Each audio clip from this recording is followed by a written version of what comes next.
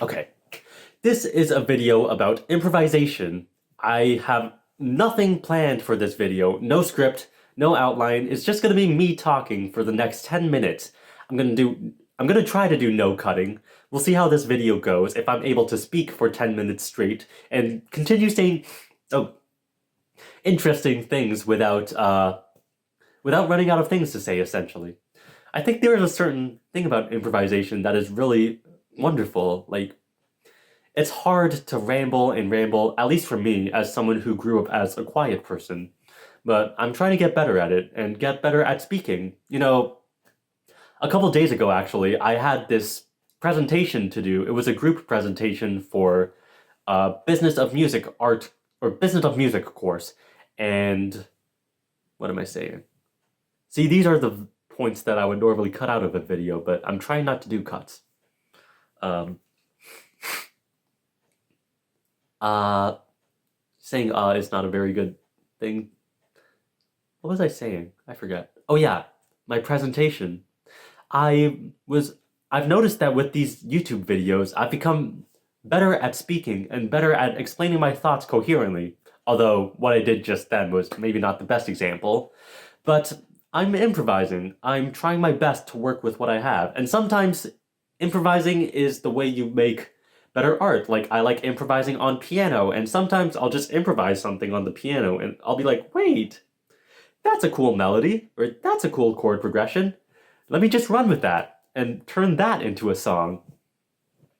So there is a certain art and a certain beauty that comes with being natural and authentically improvising, let's just say. And that is something I tried to do for my presentation. I decided I wouldn't use a script for this group presentation. I would just rely on what I already knew. This was about planning a social media schedule, by the way. And, well, I spoke really authoritatively. I spoke with confidence. I spoke loud to the class of about 50 students. And afterwards, everyone told me they enjoyed it. I made sure to illustrate points and make sure to make it relevant to them and explain things in a way that is not only informative, but also engaging and a little bit entertaining as well. I made a couple jokes here and there, which got a couple laughs, which I was really thankful for, and I engaged the class. I made them use this tool that I created, a spreadsheet for tracking a content schedule for music artists. And it was lovely. And afterwards, after that presentation, we had a small break in the middle of class, and I had quite a few people come up to me and say that was a really good presentation. Some girl who I don't know told me, like, I should become a TED Talk speaker. And I was like, whoa, that's the first time I heard that. I haven't always been the best at articulating my thoughts. And part of this project, or not the group presentation, but this project of me making YouTube videos, is my way of trying to get better at speaking and expressing my thoughts. And I think this is a useful skill that will serve me for the rest of my life. Communication, that's the word. Okay, what else was I saying? Yeah, someone told me I should be a TED Talk speaker. I had someone else in the washroom who was like, Andrew, that was a great speech or a great presentation you delivered. Now, I was half asleep, but I could tell by your tone of voice that if I were paying more attention, like, I would have loved that presentation. And I get it. It's not the most entertaining of courses. Some people fall asleep. But I try to speak out and wake people up. I think my experience as a theater kid, or doing theater for the past couple of years, although not so frequently, also helps, because in theater we have to learn to project our voices and engage the audience, essentially. We don't want the audience to fall asleep. I don't know. Feels a little weird, this video, because I'm not doing any cuts. It's just me and you, and I'm being a bit vulnerable, a bit authentic. Yeah. If this were a conversation, I'd ask you how you were doing, but I'm talking to a camera right now, so can't really do that. But yeah, I've learn to improvise and speak without notes. And that is something that I feel like it helps you become and come across more naturally. And I feel like that's the same with piano, where I feel like I play piano very naturally because I don't rely too heavily on sheet music or what is the right exact note at the right exact thing. Like, I just feel it out. And sometimes that's the more beautiful way of going about things, I think. I don't know. Let me take a sip of my water. Okay, we're 5 minutes through the video, 4 minutes to go, and I need to continue speaking. I'm trying to get better at this. How does this relate to creativity? My channel's about creativity, I think.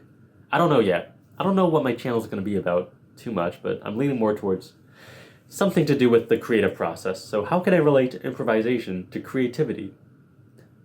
I mean, improvisation is itself a form of creativity. Improv is creativity. You're just like coming up with things on the spot.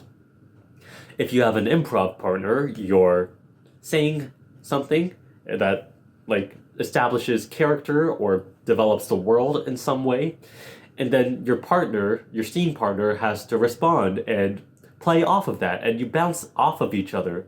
I think improv is a great creative practice, an underrated one, in fact, because you have to understand, you have to be a good listener, and it's also, you have to understand like what the other person is saying and like their intent and their character and details. Pay attention to their details.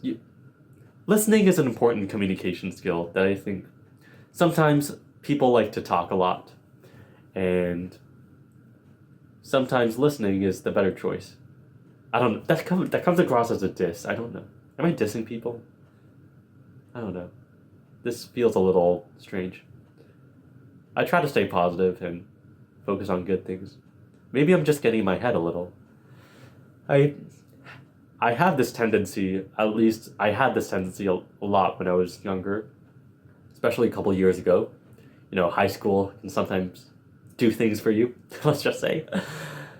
But I'm becoming a little more confident in my speaking skills, my identity, my way of communication, socializing, that sort of stuff. And yeah, I don't know. We have 2 minutes left of this video.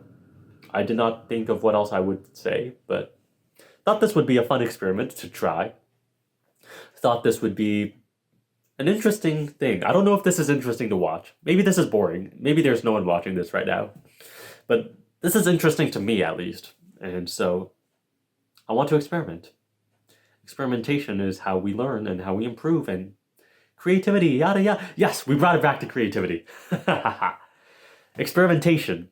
When you experiment with creative thoughts and creative ideas, sometimes things work and sometimes things fail, but that's okay. I don't remember where I heard this, but somewhere like Netflix, like some person came up to the CEO or some employee came up to the CEO and was like, "We have an amazing success rate with our Netflix shows." And the CEO was like, "That's horrible. We need to fail more." The CEO thought they weren't failing enough with their Netflix shows. And I might be completely butchering that story, but I think it was something along the lines of that. And I found that really interesting because even though Netflix is already this mega corporation that's highly successful in the entertainment industry, they're still looking to fail and looking to get data on how to improve. Because if they aren't innovating, if they aren't improving, then they'll get overtaken by the next competitor eventually. I don't know, there's other streaming services like Paramount or Amazon Prime or Hulu or whatever. And so Netflix tries to stay ahead of the curve by failing more often. 20 seconds left of the video. I don't know what else to say, but thank you for watching. I don't know why you're watching. Or maybe that's a little self-deprecating. Maybe you care about me. Maybe we're in love. That's a weird way to end the video. Oh no. Okay, well. thank you for watching. This was just an experiment for me, and maybe you like it, maybe you don't. Who knows? But thank you. Bye.